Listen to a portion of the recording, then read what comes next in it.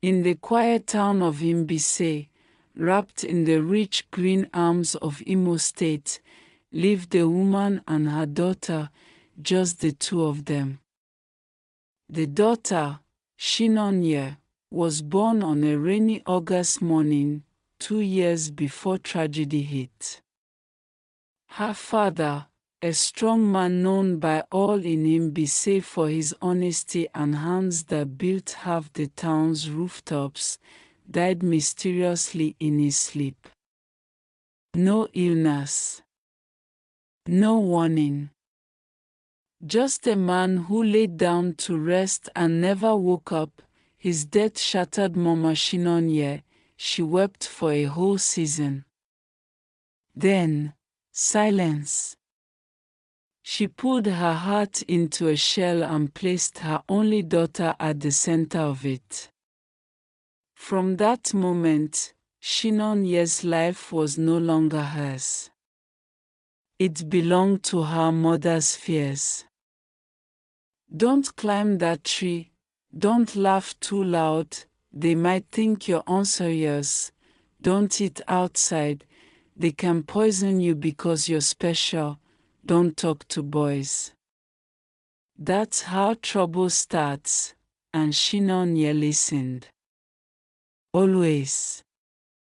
Even when the girls in her class wore lipstick and giggled on the school field, Shinonye stayed under the mango tree, reading her Bible, waiting for the closing bell. She was obedient not because she was weak, but because she loved her mother. After all, what else did she have? Just the two of them against the world. Years passed. She graduated from secondary school with flying colors and got admission to study sociology at Nnamdi Azikiwe University. It was the first time she would live outside Mbise, outside her mother's constant breath on her neck. University changed something in her. She laughed louder. She danced at night with her hostel mates. She joined a campus fellowship but also wore jeans that hugged her hips. She began to see herself not just as Mama Shinonye's daughter, but as a woman becoming. It was in her second year that she met Tony, a final-year engineering student from Anambra State with a quiet charm and eyes that never left her face. He didn't rush. He didn't pretend. He just stayed. Every day after class, he would walk her back to her hostel. Every Saturday, they would sit under the old mango tree on campus, talking about their dreams. By her third year, Tony asked if he could come to Mbise to see her mother. She froze. "Niam time. Let me speak to her first," Shinonye said. That was her first mistake. When she brought up the topic that night, her mother's face changed. She didn't yell. She didn't smile. She just stared at the wall and said, "I will ask the gods." The next day, as the rooster crowed and Shinonye slept in the small room behind the parlor, her mother wore her old wrapper, tied a scarf around her head, and walked deep into the bush to the hut of Popanku, the seer she had trusted for 20 years. When she returned later that afternoon, her eyes were red. She didn't say much at dinner. She dropped her spoon and whispered, "That boy. He will die within 3 years if you marry him." The spirit showed it clearly. "I will not let you bury your husband like I did mine," and just like that, Tony disappeared from Shinonye's life. No explanations. No goodbye. Only the silence of a heartbreak swallowed for her mother's peace. Shinonye was 23, and that was only the beginning. By the time Shinonye turned 26, she had mastered the art of quiet grieving. She no longer cried when love left. She simply packed her feelings into neat boxes inside her chest and locked them away. It was easier that way, less noisy than arguing with her mother. Less painful than watching hope die again. She returned home to him Bisay after NYSC, and for the first few months, things felt almost normal. She taught part-time at the local school. She joined the Women's Fellowship. Mama Shinonye even stopped going to the SIA for a while. Then one day, love returned. His name was Femi, a Lagos-based IT consultant who had come to him Bisay for a tech training program sponsored by the state government. He was smooth but sincere, wealthy but humble. And the moment he saw Shinonye leading a group of schoolgirls through a lesson on dignity and self-worth, he was hooked. He asked for her number. She refused. He came again the next day, this time with books for the students. She smiled. By the end of the week, they were sitting under the same mango tree. Tony once held her hand. She told Femi she wasn't interested in dating anyone. He said, "Then let's just talk. I'll take whatever version of you you're willing to share." She laughed for the first time in weeks. He stayed in him Bisay for 3 months. 3 unforgettable months. He taught her how to create a LinkedIn account. She taught him how to pound yam without hurting his back. He spoke about marriage like a man who'd seen the world and finally found peace. She listened, guarded, but slowly melting. On the day he was to leave, he handed her a small black box. Not a ring. Just a silver pendant shaped like a dove. "I'm coming back," he said. "And this time, I'll come with my people." Her heart beat wildly.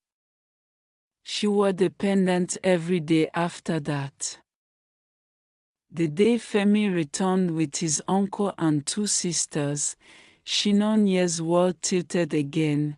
He brought yam, oil, gin, and money, as tradition demanded. He brought joy. And he brought his heart. Mama Shinonye did not smile. She welcomed them politely, served them bitter leaf soup and palm wine, and watched from the corner of the room like a hawk. When they left, she said nothing. The next morning, she disappeared into the forest again. Shinonye waited in silence. Her stomach turned as hours passed. By evening, she heard the front door creak open. Her mother entered slowly, untied her wrapper, and sat down. "I saw something in the spirit," she whispered. Shinonye braced herself. "If you marry Femi, your womb will rot. You will have no child. No joy. No peace. That man's path will close the doors of heaven against you." "No," Shinonye said softly. Her voice trembled, but it was the first time she'd ever disobeyed. "No, Mama. You've said this before. With Tony. With Matthew. With Steve. I am not doing this again." Mama Shinonye stood, her eyes blazing. You want to bury yourself in sorrow? Then go ahead. But I will not be part of it. That man will not enter this house again. And just like that, it began again. Femi called. She didn't answer. His text filled her inbox. She read every one, cried after most, but replied none. Days turned to weeks. He waited. He begged. And then he left. With him, the last ember of hope went out. Years began to roll by. Shinonye turned 30, then 34, then 39. Suitors came in trickles, then they stopped. Even the persistent auntie stopped matchmaking her. Her friends became mothers of 3, 4, 5. Weddings turned to baby showers. Baby showers turned to anniversaries. She remained the good daughter, obedient. Quiet. Lonely. The rainy season came with loud thunder and heavier silence in the house. Shinonye had grown quieter. She no longer asked questions. She moved like a shadow beside her mother. She still cooked, still swept, still prayed, but her smile had packed its bags and left. Maybe it left with Femi. Maybe it died the day she said no to herself for the last time. She was now 45 years old. The world around her had changed.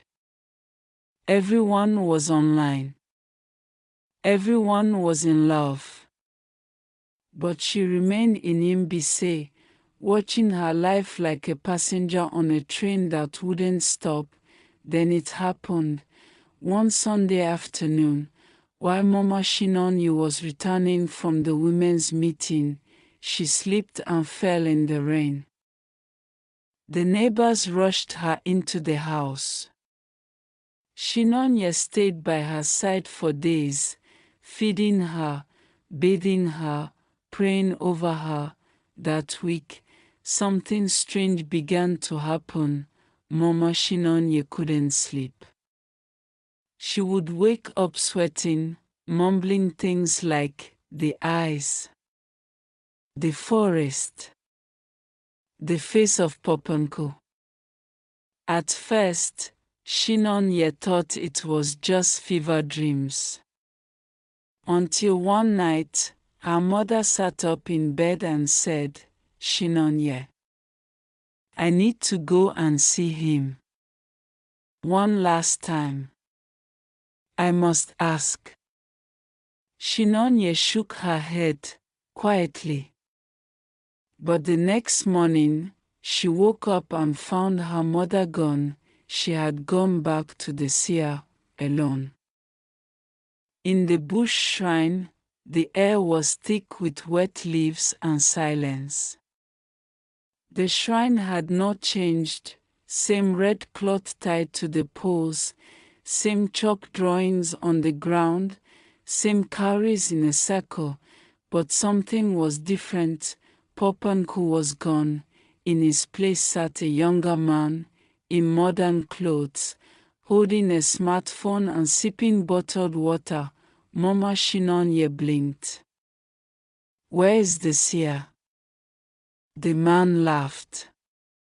You mean Poponko? Madam, that man died 6 years ago. She froze. Then who have I been seeing? The man stood up, brushing red dust from his jeans. I don't know who you saw, oh.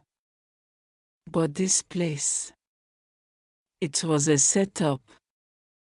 That old man was my grandfather. He wasn't a prophet. He was an herbalist. And even he told us before he died that all this vision work he used to do was fake. He said people believe what they want to believe. They always came with fear, so he gave them fear back. Mama Shinonye's legs gave way, you mean? All those prophecies. The men who wanted my daughter. The dreams of death and sorrow. All lies, Ma, the man said. He didn't see anything. He just knew what would keep you coming back. The ground tilted beneath her, 20 years of turning away good men. Of holding her daughter hostage to shadows. Of praying against what wasn't chasing her, back home in Mbise. That evening, the sky poured its soul over Mbise. Mama Shinonye didn't speak. She sat on the floor of the living room like a broken calabash.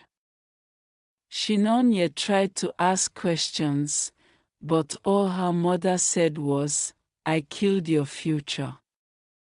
With my own hands. Days passed. Then weeks.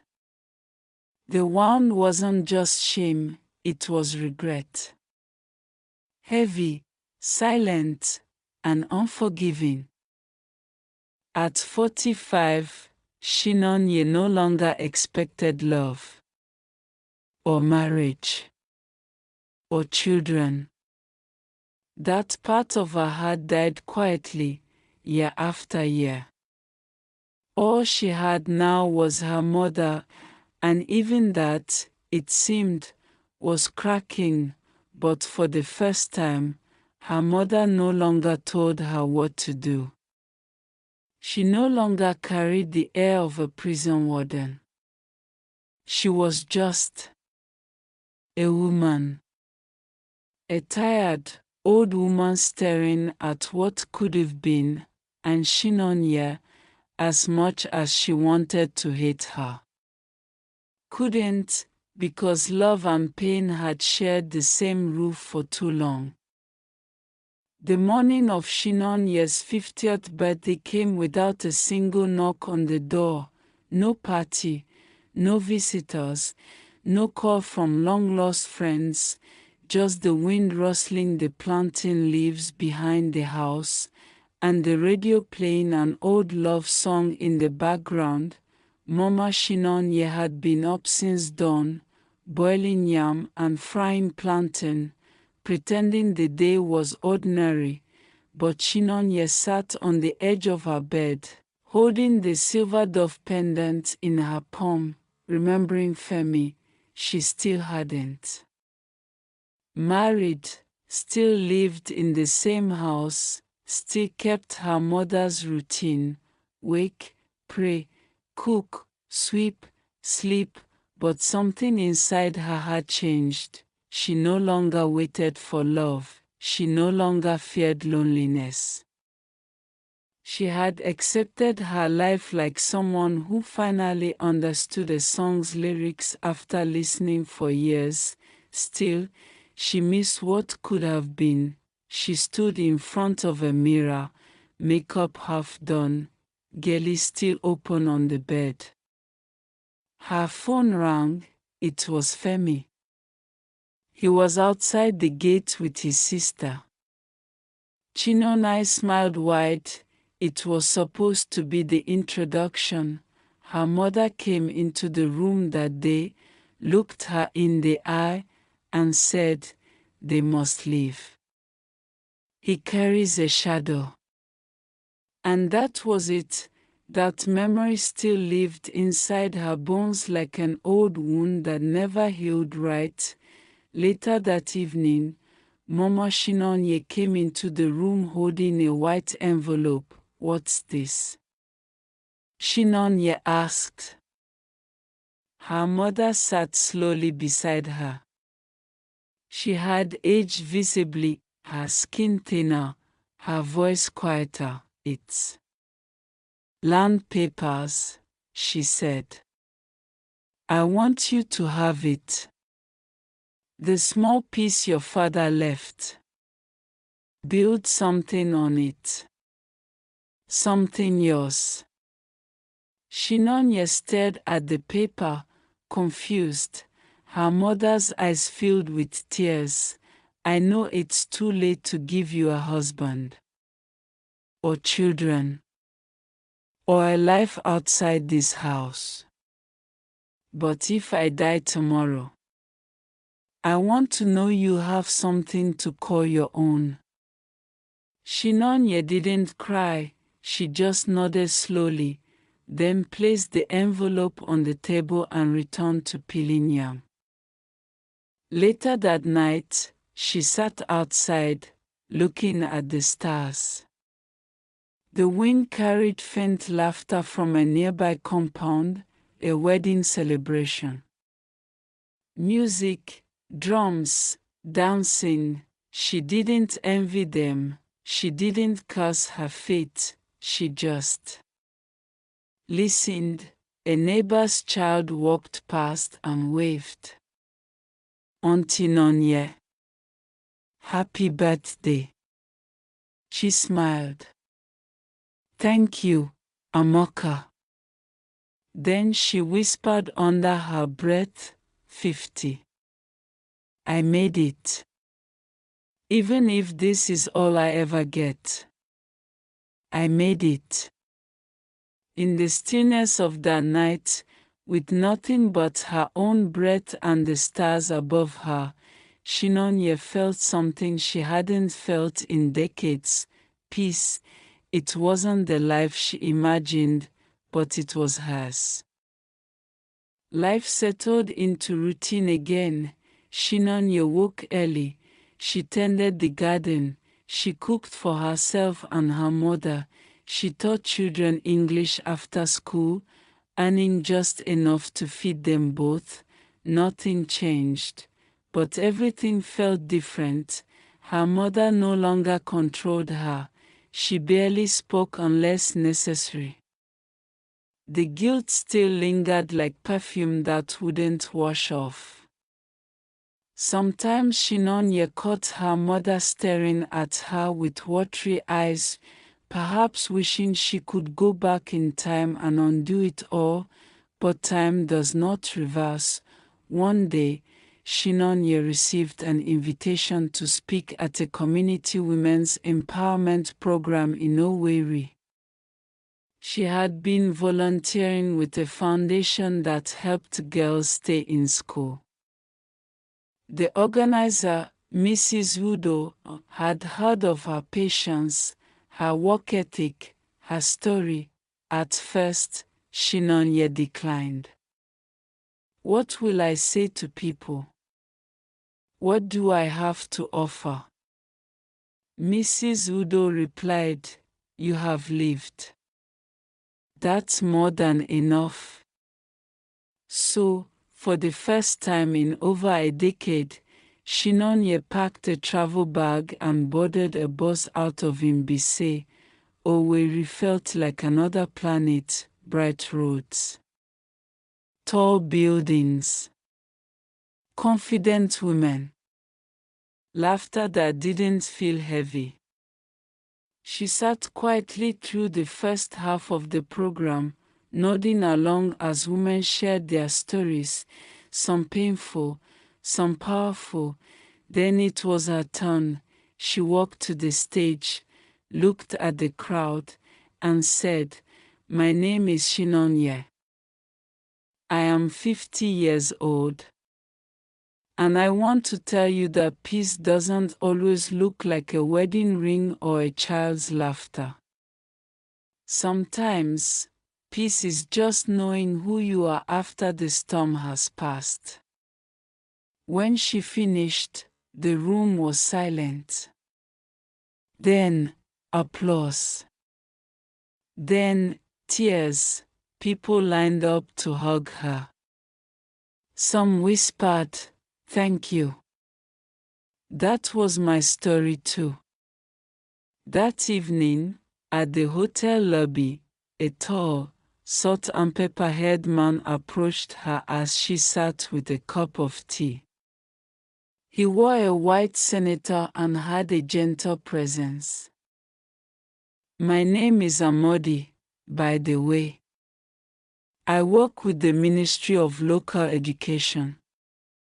I lost my wife 8 years ago. I've been raising my daughter alone. I never remarried. But I'm starting to think maybe, just maybe, life isn't finished with me yet." Shinonye smiled politely. "I don't think it is." They spoke for an hour. Then two. Then exchanged numbers. When she returned to him Bisay, she didn't say anything to her mother. She just looked in the mirror that night, smiled faintly, and whispered to herself, "Life is not finished with me either." Days later, Mr. Amodi called, then he called again, then he visited. He wasn't in a hurry. He wasn't trying to fix her. He was simply present. They walked around him Bisay. He spoke to the school principal about donating textbooks. He brought her mother groceries. He listened, and for the first time in decades, so did Shinonye. The rains returned to him Bisay like they always did, sudden, heavy, unforgiving, but this time, the rain didn't fall on an empty heart, it fell on something new, something blooming. Shinonye sat on the veranda, watching the drops pelt the dusty earth. Her slippers dangled from her toes, her hands wrapped around a cup of hot pap. Inside the house, her mother coughed quietly. Outside the gate, Mr. Amodi's car rolled up. He stepped out with an umbrella and a small bag of groceries. He waved at her with a warm smile. "I hope you haven't cooked yet. I brought up bono soup and stockfish from Owerri." She laughed, not the polite, thin smile she used to wear, but a full-bodied laugh that made her forget her age.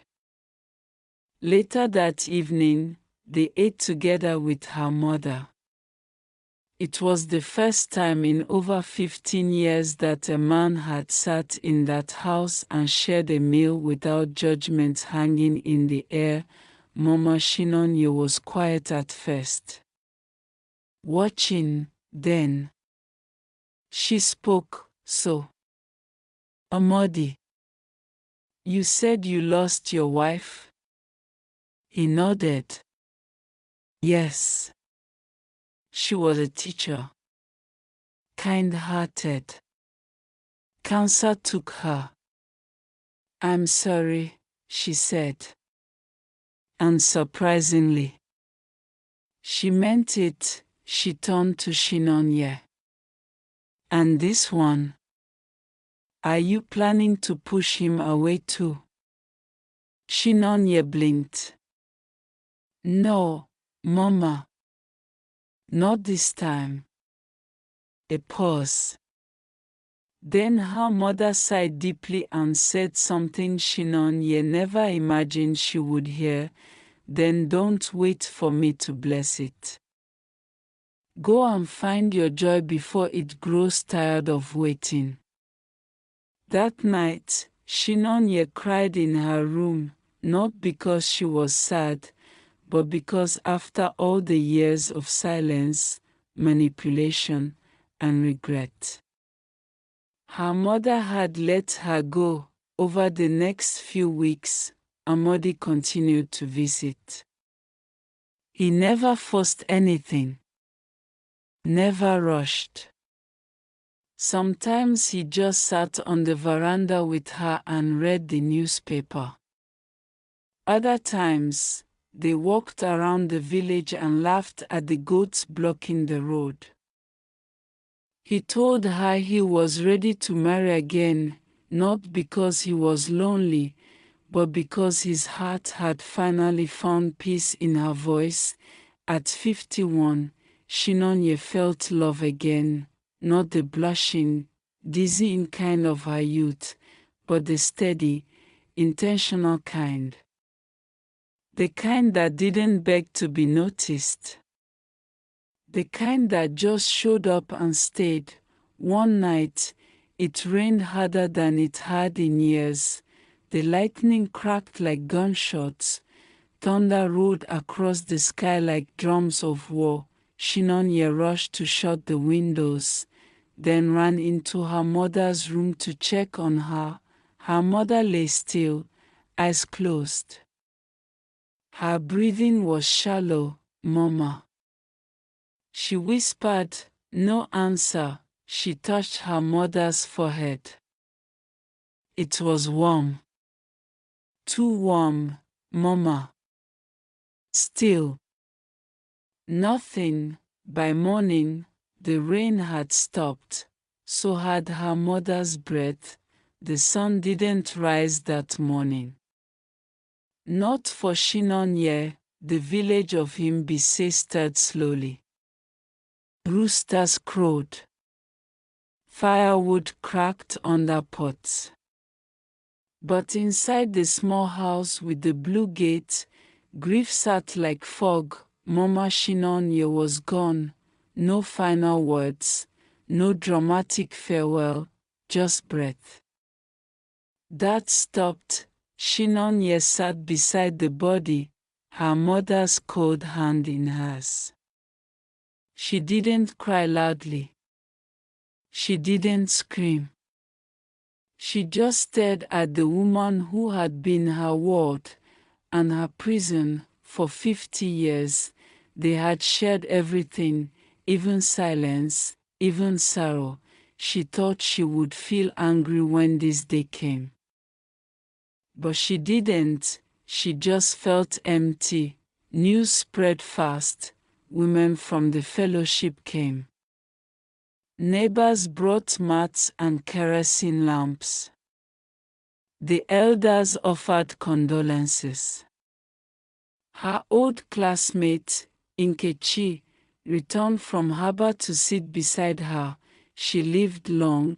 Someone whispered, "No child should bury a mother alone." Another said, but Shinonye was alone. She had no siblings, no father, no children, just her, and a past that had finally exhaled. Mr. Amadi arrived 2 days later. He brought his daughter, a soft-spoken teenager named Chisom, who greeted Shinonye like she'd known her forever. Shinonye was too tired to smile. But she took comfort in their presence. Amadi handled the burial arrangements. He spoke to the elders. He hired the caterers. He paid for the white casket with golden handles. "She was your mother," he said gently. "She shaped who you are, even in the wrong ways." Shinonye nodded, staring at the obituary flyer in her hands. "In loving memory of Mama Shinonye, a woman of strength and silence." The clouds were gray. A crowd gathered around the small church at the edge of the village. Hymns rose from cracked speakers. Women in wrappers sang with trembling voices. Shinonye stood in black, motionless beside the casket. As they lowered her mother into the ground, she did not cry for what was lost, she cried for what never was. The birthdays missed, the weddings that never happened, the love she was taught to fear. She whispered, "I forgive you, Mama. I forgive you." And just like that, something loosened inside her. the compound emptied slowly. Chairs were packed. Wrappers tied. Life moved on. Shinonye sat alone on the veranda again, watching the clouds. Amadi joined her, placing a soft blanket over her shoulders. "I want to marry you, Shinonye," he said. She turned, her eyes red. "I'm not asking for a wedding dress or a big celebration," he continued. "I'm asking for a quiet promise that we'll walk this next chapter together." She looked up at the sky, where the first star had appeared, and she smiled. For the first time, it felt like the beginning, not the end. It had been 3 months since Mama was buried. The compound had gone quiet again, but this time, it wasn't suffocating. It was peaceful. The walls didn't echo commands anymore. The gate didn't slam in anger. And Shinonye, she had started breathing differently. For the first time, she didn't wake up afraid, no voice yelling, no one demanding, no fear that every decision would ruin her future. She stood before the mirror wearing a simple, peach-colored gown. Her gray strands were tucked neatly behind her ears. Her face had softened, but her eyes still carried all the years. She adjusted her necklace, a small silver pendant Amadi had given her, and looked herself over. "Not bad for 52, she whispered, smiling. Today was the Community Women's Conference in Owerri. She had been invited to speak, not about politics or health, but about her life. She stood on the wooden stage under a white canopy. Rows of women in headscarves, glasses, and gaily sat, fanning themselves and listening. She took a breath and began, "My name is Shinonye. I'm the only child of a woman who loved me too much to let me live." Heads turned. Fans slowed. Silence fell. I grew up obedient. I never disrespected my mother. I wore long skirts. I didn't look boys in the eye. I passed my exams.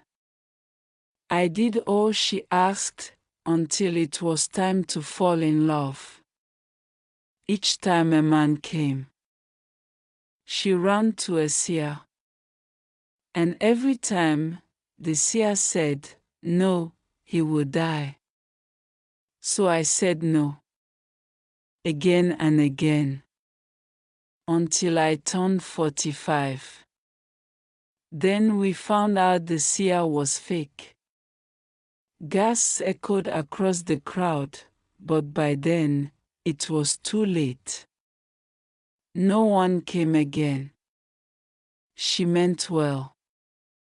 But she taught me something painful, that fear can feel like love if you're not careful. Women began to weep. Some nodded.